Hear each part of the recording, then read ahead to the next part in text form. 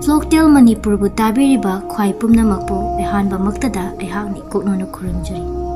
Channel asida nungairaba phunga wari macha paurongna chingba kaya ama puzarake.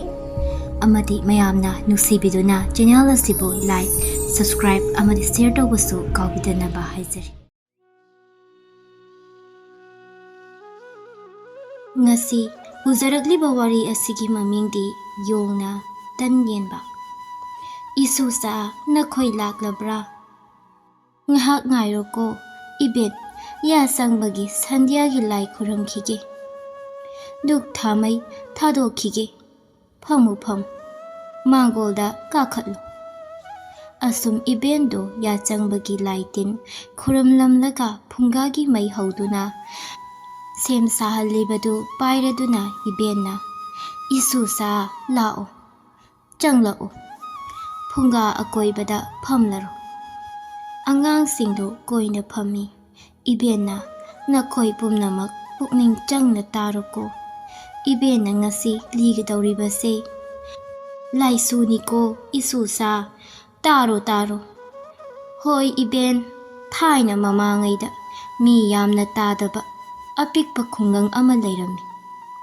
matam adu sanga singbu miyoibana yamna luna nungsina tawringai wani khun aduda macha masu kana amata leizadaba hanubi matai manau ani khak leirami hanuba hanubi anido chaningbada cha setningbada set maral mayam leiba naha oiringai suza nomzaba yamna kalakpa matai manauni makhoi naha oiringai gi chingda manda chatuna singyanba pata kumduna nga phaba hanubana langphai satuna hanubina mana masing hensang napi thaduna lau kumduna chu thaduna chuhing sumduna yonba khotpa hanglakpa paisa mayam aduna tungsinba kanjaba ama oirakpana wata padaba nungai yaifaba khunmi singi marakta makhoi anina amani makhoi gi selyam singdu mari pok wagi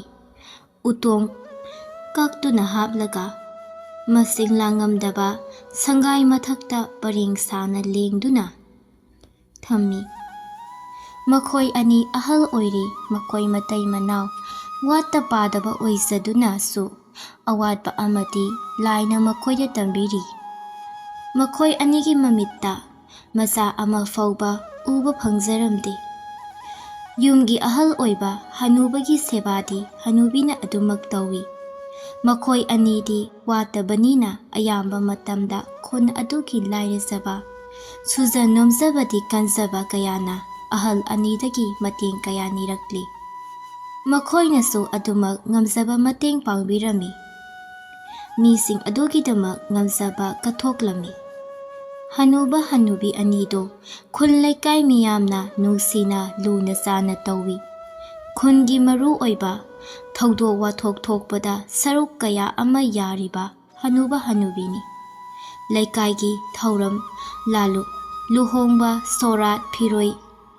nahut naring kayada chithaba yadana hanuba hanubido saruk yarami hanuba hanubi anigi naha oringaidagi yokjaraba macha saklaba nungsina tawzaba yong mama macha anisu leirami yong mama macha do hanuba hanubi anigi hinkhol matolgi uzau pambi mathakta phaura uthakta akiba akhangba yaudana acha athak hanuba hanubi mafamdagi awatpa leitana phangduna nungaina leizarami makhoigi haibabu chen chongduna uthakta sanazabana makhoigi maru aiba mathaudang oirami saramdaigi matamdana hanuba hanubigi yunjau mangolda kakhatuna phamlami haira puthokpa ngairami hanuba hanubi anidunasu makhoi anigi thabi thanai laphoi nungphoi sem komla chu angur chamna chingba mabuk thananaba pizza pithai ising afaba pithai asum matam kuina loina raklaba yong anido mirolsu phajana adum khanglami wa ngang thokta badani Hanuba hanubina kaubadasu hek kaubaga u mathaktagi kumtharaktuna hanuba hanubigi manakta sanglaktuna yong mama masado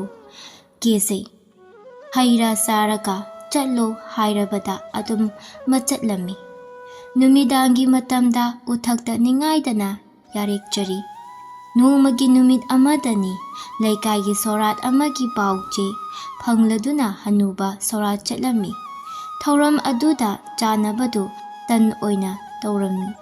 sorat loiraduna hanuba tan mayom adu puraklaga mayum mangolda ngaiduna leiraba hanubida tan mayam adu piraduna hanubana hairei tan mapak ama lauthoklaga nangi nacha anido pisaru ataidi aikhoisu khara chasi hairami madudagidi hanubiduna macha sakna yokchariba yong mama machadu kaurammi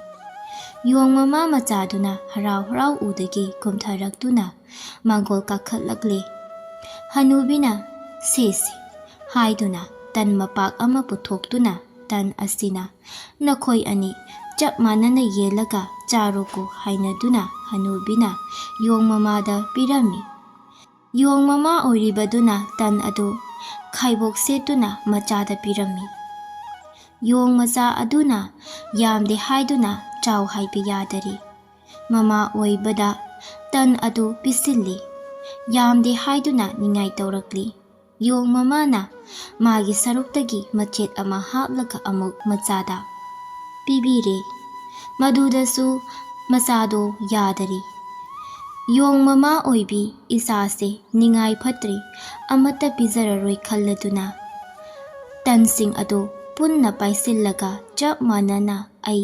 yelaklagi ko haiduna machet machi setuna yenba haurakli ahenba saruk asidi nangna henkri sida aina heli haiduna ahenba saruk sing adu asum amadagi amuk cha thok mamaidadi tan mapak ado machet ama phauba lemhaudari madu ubada yong macha ado karisu hainingai leitraduna kablakli yong mamana machabu yenglaga hairei adunidana naha natomta chaningbadagi ipu ibena chaminna zau pizaba tan ado imana loina chathokledo isadi chaningba henanbadagi lektuna tokledo nahakna saba hek phajatri makhaidi aina pizararoi nahak chabasu phangloi haina yong mamana kanna hairari yong masa mabuk sitlabado mabuk ning nungsina kari nunggi ningai tawduna ayamba chaning lubanu khalakli mamita mapi chadum sinthaduna hairei ima ai lanjari hayengdagidi ai hak ningai tawjararoi imana pibado ai yazarage asum tawdunane yong mamana masagi ehenba chaningba mi pijaningdaba minungsi watbado chumthokpikhiye mamana haiba pijabada yong masado yakhiye ngasi faubada yongna tan yenba hainariba siniko isusa